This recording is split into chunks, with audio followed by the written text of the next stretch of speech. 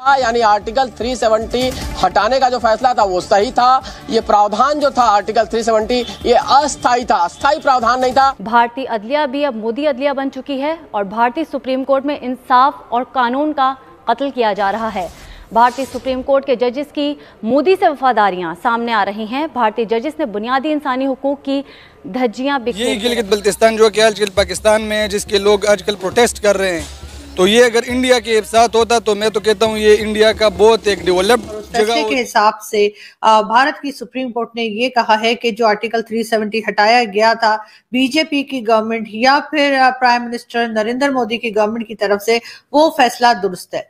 और as a prime minister Narendra Modi ji को ये राइट है कि वो कश्मीर में इस किस्म के चेंजेस कर सकते हैं या 370 को कर्फ्यू पर कुछ नहीं है, ना हड़ताल होता है ना कुछ होता है, ये 7 डेज खुला रहता है। 70 इम्प्लीमेंट हुआ तो आप देख लें तो उसमें आपको ये हैरत होगी कि Pakistan almost on the daily basis rights, land, employment, constitutional guarantees जो थी वो जारी बात है कुछ अमेंड कर दी गई, रिवोक कर ली गई।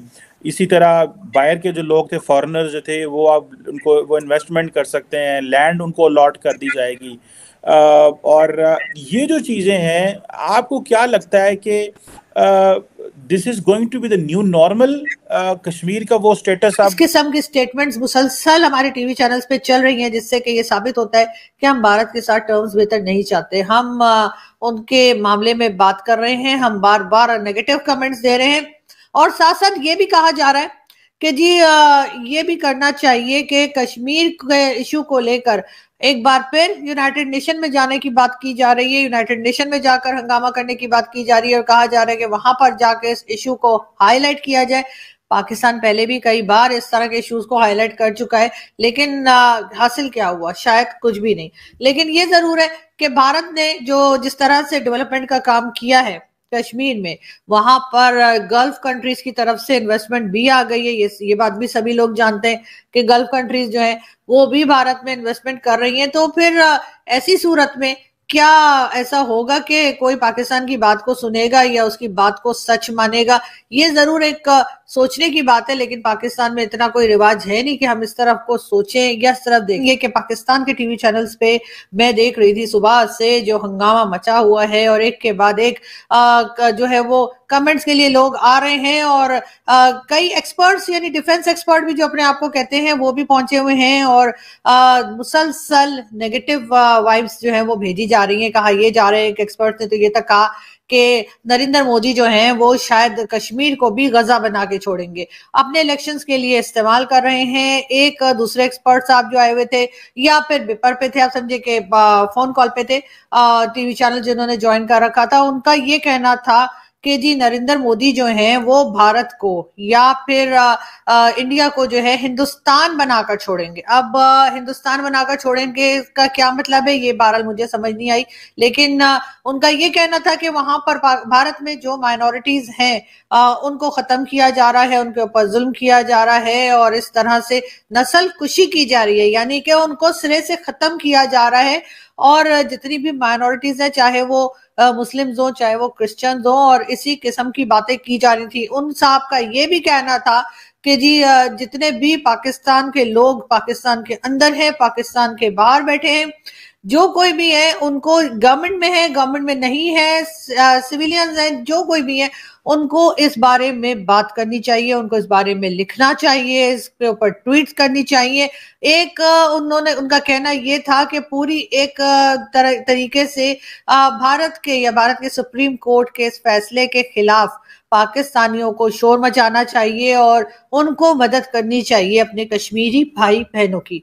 अब ये बातें तो पहले भी होती रही हैं, उसके ऊपर कई डिफरेंट एक्सपर्ट्स जो थे उनको बारी बारी फोन कॉल्स पे लिया जा रहा था। मुझे नहीं लिया, आप तो जानते ही मुझे क्यों नहीं लिया। लेकिन बहरहाल मैं आपको ये बताती चलूं कि ऐसा करने से होगा कुछ नहीं। इससे पहले भी पाकिस्तान ने बहुत बार कोशिश की इस किस्म की, मगर कुछ हो नहीं पाया।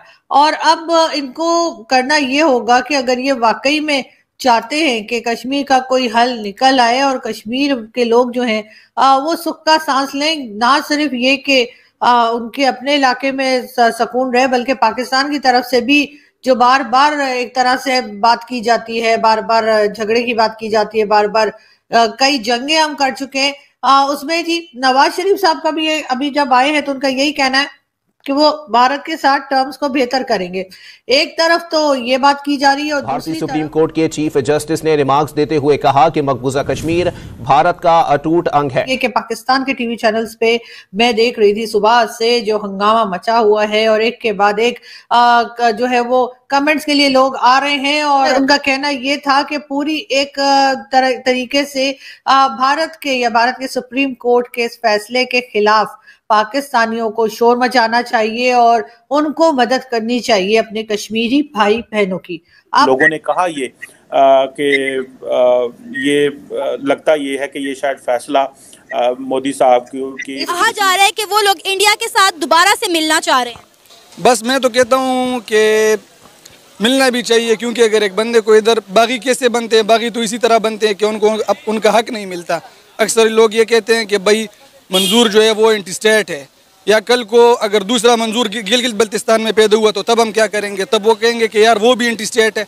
एंटी स्टेट तो एंटी स्टेट कैसे पैदा होता है, जब किसी बंदे को अपना हक नहीं मिलता तो वो आगे जाके एंटी स्टेट बन जाता है। क्या गिलगित बल्तिस्तान को पाकिस्तान का हिस्सा तस्वुर किया जाता है?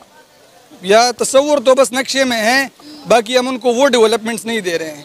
कुछ चीज़ें हैं जो हम उनको दे रहे हैं, कुछ चीज़ें ऐसे हैं, मतलब मैं यही कहूँगा हमारे साथ जो इधर यूनिवर्सिटीज़ में जो दोस्त है वो यही कहते हैं कि हमें बिल्कुल 30% मिल रहा है, उसके अलावा 70% में तो यही कहूँगा कि उनको नहीं मिल रहा। अगर गिलगित बल्तिस्तान इंडिया से अलग ना हुआ होता तो जिस तरह इंडिया में डेवलपमेंट हो रही है, इंडिया मकबूजा कश्मीर में डेवलपमेंट कर रहा है, इंडिया लद्दाख में डेवलपमेंट कर रहा है, तो उसी तरह गिलगित बल्तिस्तान में भी डेवलपमेंट होनी थी।